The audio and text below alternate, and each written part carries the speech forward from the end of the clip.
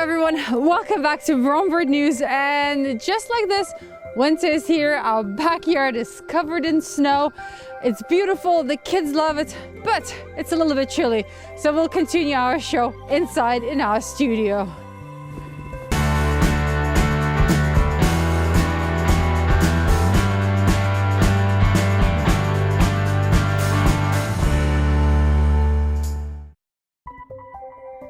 Another reason why I wanted to move my bird feeders closer to the house, here I'm standing in our back porch, is because it's a lot easier to watch, count birds, and then log them with Project Feederwatch. I do hope that you are participating in Project Feederwatch. It's one of those 7 steps that you can take to help birds.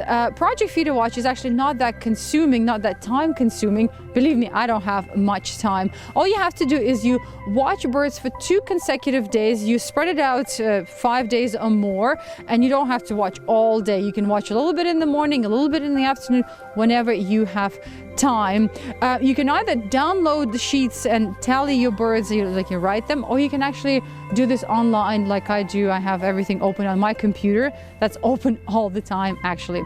One thing to remember as well is that you don't sum up all the birds. For example, if I watch the birds for 2 days and on the first day I see 1 blue jay at my bird feeders, but the next day I see 5 of them, I don't log 6 blue jays. I log the most number of birds of the same species, which will be 5 blue jays. Anyway, please do join Project Feederwatch. It's a lot of fun and it will help birds and science.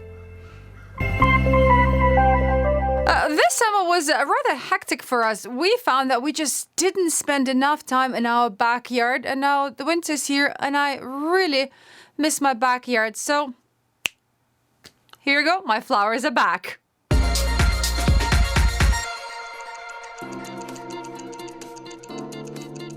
A few Christmases ago, I was filling my husband's Christmas stocking and I realized that it wasn't quite full. So in a panic, I ran out to our local hardware store. It was still open. And I looked around and all I could think of was a battery recharger and a bunch of rechargeable batteries. I thought it was so lame and he was just gonna laugh at me. But he loved it. And since then, we actually switched the whole household to rechargeable batteries. Well, he's a professional photographer, so he uses a lot of batteries. We've gone through several brands, and this is not to plug this brand, but this works the best for us. It's actually Panasonic. They stay charged longest, and when you order their batteries, they come charged, and they will stay charged for a year if you don't use them, and they use solar facility to charge their batteries. So here's my challenge for you. Look around how many batteries you have in your household and try switching to rechargeable ones. You won't regret it. As you might all know, Dr. David Bird retired from McGill University a few years ago, but he's still extremely busy and very active in the ornithology world. He's been on the road for some time, so I thought I would give him a call and catch up with him, see what he's been up to.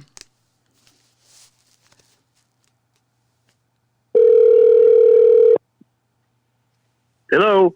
Oh, hi, David. It's Tatiana from Brome Bird News. How are you? Hi, how are you doing? I'm good. I hear you've been traveling a lot. Oh, my goodness, yeah. I've been away for the last 2 weeks on a speaking tour in the eastern United States.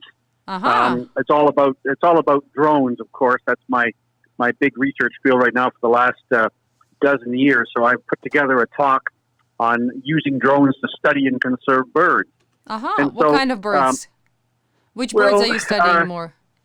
Well, it's quite a lot of different kinds of birds. It's everything from birds of prey to shorebirds and so on. But the more important thing is the places where I got to speak are all places I spoke to before on other subjects. But the first stop was at Hawk Mountain, Pennsylvania, which is on it's a major lookout for counting birds of prey migrating through. It's one of the best known migration lookouts where they do these counts of hundreds of thousands of birds of prey migrating over easily a dozen to 20 species of birds of prey. Wow. And it's a great place for people who like birds to go. And the best time to go, of course, is in the fall. There's not really a strong spring migration lookout there, but in this, but in the fall, it's famous. And I have to suggest that probably mid-October is the best time to get the greatest variety. If you went in early September, then you would witness the spectacle of hundreds of thousands of migrating broadwing hawks in the sky all at once.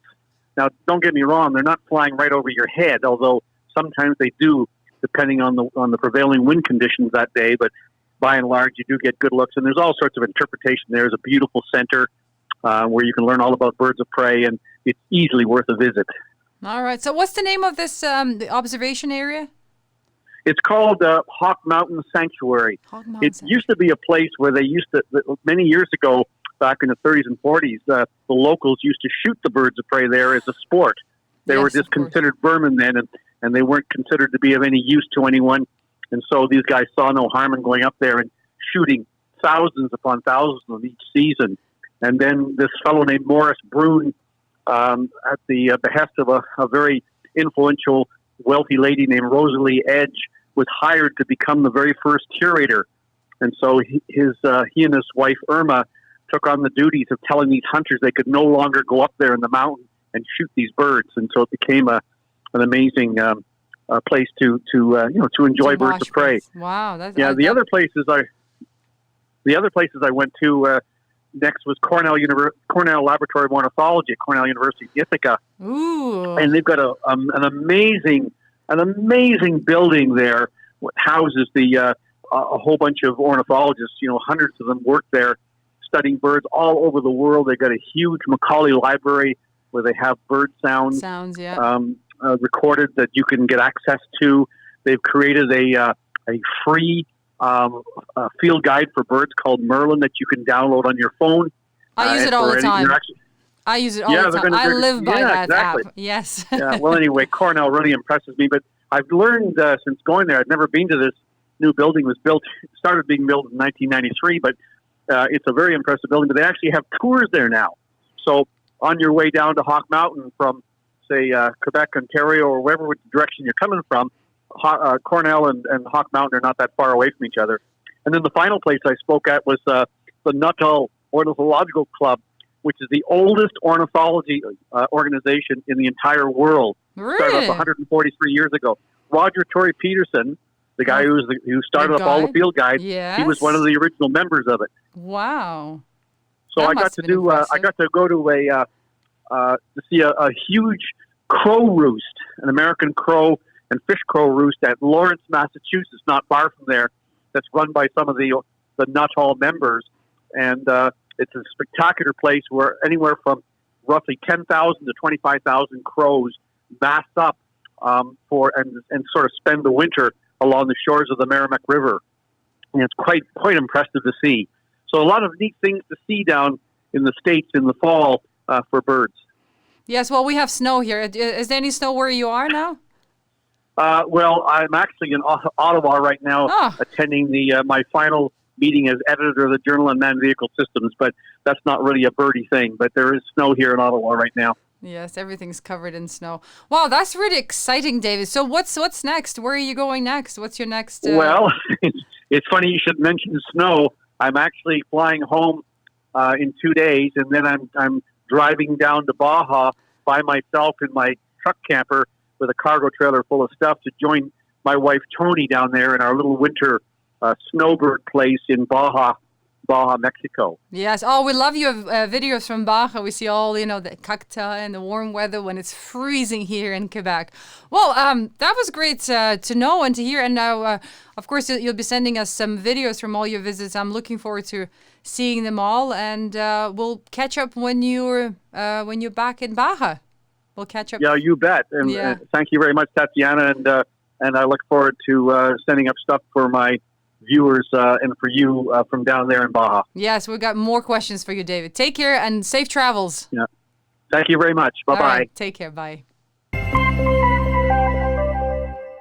Last episode, I shared a story about dogs being trained to herd birds from luxury resorts. We've also shared a number of stories about raptors being used at airports and fruit farms to discourage smaller birds from getting too comfortable there. Well, Sivan Gevelde of Las Vegas started Airborne Wildlife Control Service. She's a master falconer, and she trains raptors to discourage smaller birds from resorts where they can become a nuisance. She also rescues injured raptors from all over the world. She brings them to her farm, she nurtures them and rehabilitates them. She spends a fortune on getting all sorts of permits to bring those birds into the US, and on top of that, she has a full-time job as a dental assistant.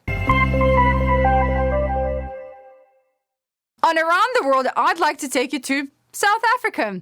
A king penguin was spotted there on the beach about 5,000 kilometers away from its home. No one has been able to figure out how this bird made the journey, other than being the world's best swimmer. The penguin was spotted just strutting about on the beach by some paddlers. Wildlife specialists were notified, and the team was sent to check on the bird, which seems to be in good health. Unfortunately, once the word got out, thousands of birders flocked to that area to see the bird, and then the selfie crowd moved in. So Southern African Federation for the Conservation of Coastal Birds decided that it was too risky for the penguin to be around all those careless humans, so they packed up the bird and moved it to its own private beach, the location of which is being kept a secret. The closest king penguin colony is on South Georgia Island, which is 4,787 kilometers south of Cape Town. At the moment, there are no plans to move the bird there, but conservationists are keeping an eye on the penguin, making sure that it has everything it needs on its private beach. I love sharing stories about the California condor, and every time I find a new one, the news gets better and better. Right now, there are 100 California condors out in the wild in California, with over 300 birds in the southwestern U.S. And with the rates the population is growing, this bird might be downgraded from the endangered list to the threatened list. Scientists, of course, are studying the reasons why the bird is recovering so well, and what they're finding is that it's mostly because farmers and ranchers stopped using lead bullets when dealing with squirrels and coyotes. On July 1st this year, California actually banned all lead ammunition, but before that, the Ventana Wildlife Society was giving farmers lead-free bullets for free. So again, thanks to all the efforts by the U.S. Fish and Wildlife, the California condor might be taken off the endangered list in the near future. Well, take care, everyone. Please don't forget to join Project Feederwatch. It's actually so much fun. And the photo contest is still open. It's black birds. Goodbye for now.